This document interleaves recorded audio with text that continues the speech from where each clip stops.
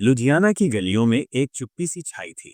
लोग अपने अपने कामों में मशगूल थे, लेकिन पुलिस स्टेशन की एक खबर ने सबको चौंका दिया।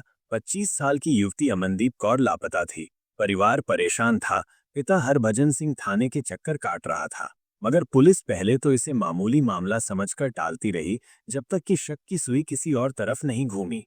2 मई 2023 सुबह 8 बजे जब अमनदीप के पिता हरभजन सिंह थाने पहुंचे, उन्होंने बताया कि बेटी 27 अप्रैल को सुबह घर से निकली थी, मगर वापस नहीं आई। उनका शक था कि किसी ने उसकी बेटी को फुसलाया या अगवा कर लिया है। पुलिस ने गुमशुदगी की रिपोर्ट दर्ज की, लेकिन जैसे जैसे जांच आगे बढ़ी, अमनदीप की मोबाइल लोकेशन, कॉल डिटेल्स और सोशल मीडिया की जांच के बाद कहानी ने एक नया मोड़ ले लिया।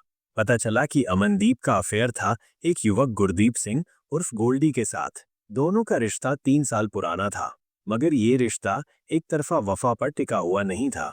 अमनदीप को शक था कि गोल्डी किसी और लड़की के साथ भी संबंध में है, और वहीं से शुरू होती है इस रिश्ते में दरार, गुस्सा और अंत में एक भयानक साजिश। गोल्डी का असली चेहरा पुलिस के सामने तब आया जब एक सीसीटीवी फुटेज में 27 अप्रैल की सुबह गोल्डी और अमनदीप एक साथ देखे गए।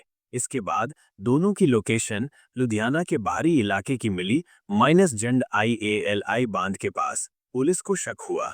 जब पुलिस ने गोल्डी को पूछताछ के लिए बुलाया, पहले तो उसने कहा, हाँ, हम दोनों मिले थे, लेकिन झगड़ा हो गया और अमनदीप गुस्से में चली गई।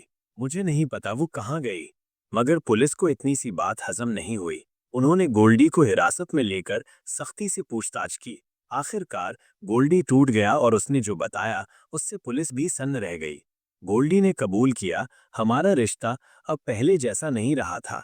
अमनदीप को शक था कि मैं किसी और लड़की से भी बात करता हूँ। वो बार बार मुझसे झगड़ती थी, मुझे ब्लैकमेल करती थी कि मैं उस दूसरी लड़की से रिश्ता तोड़ूं। उसी दिन झगड़ा इतना बढ़ गया कि मैंने गुस्से में आकर उसे मार डाला। गोल्डी ने बताया कि उसने अमनदीप का गला दबाकर उसकी हत्या की और फिर उसके शव को बांध के किनारे झाड़ियों में फेंक दिया। पुलिस तुरंत बताई गई जगह पर पहुंची और झाड़ियों में पड़ा अमनदीप का शव बरामद हुआ। उसके शरीर पर गला घोंटने के निशान साफ थे। घरवाले रो रोकर बेहाल हो चुके थे। पोस्टमार्टम रिपोर्ट ने गोल्डी के बयान की पुष्टि कर दी, मौत गला घोंटने से हुई थी। अब सवाल ये उठा कि क्या गोल्डी ने अकेले ये हत्या की थी या कोई और भी इसमें शामिल था। जांच में पता चला कि जिस लड़की पर अमनदीप को शक था, उसका नाम नवनीत कौर है। वो गोल्डी की दोस्त थी और अमनदीप के फोन में दोनों की चैट्स मौजूद थीं। अमनदीप ने गोल्डी को धमकी दी थी कि अगर उसने नवनीत से रिश्ता नहीं तोड़ा तो वो सबको बता देगी। अब पुलिस नवनीत से भी पूछताछ कर रही है कि कहीं ये प्लानिंग पहले से तो नहीं थी। गोल्डी के खिलाफ हत्या की धारा 302 के तहत केस दर्ज कर लिया गया। उसकी निशानदेही पर कई सबूत भी जुटाए गए, जैसे अमनदीप का मोबाइल, उसके कपड़े और हत्या के दिन गोल्डी द्वारा पहने गए खून से सने कपड़े। इस पूरे मामले ने लुधियाना में हलचल मचा दी। एक पढ़ी लिखी लड़की जिसे अपने प्यार पर भरोसा था, एक दिन उस प्यार का शिकार बन गई। गोल्डी के चेहरे पर जब उसे अदालत में पेश किया गया तो कोई पछतावा नहीं था, मानो ये सब उसकी जिंदगी का मामूली हिस्सा हो। हरभजन सिंह, जो एक मेहनती किसान थे, अब केवल बेटी के लिए इंसाफ की लड़ाई लड़ रहे हैं।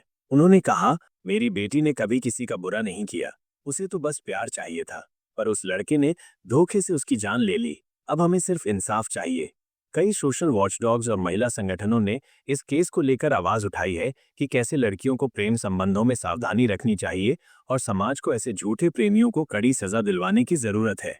ये सिर्फ एक मर्डर केस नहीं है, ये एक ऐसी चेतावनी है जो हर उस लड़की के लिए है जो प्यार में आंख मूंद कर भरोसा कर लेती है।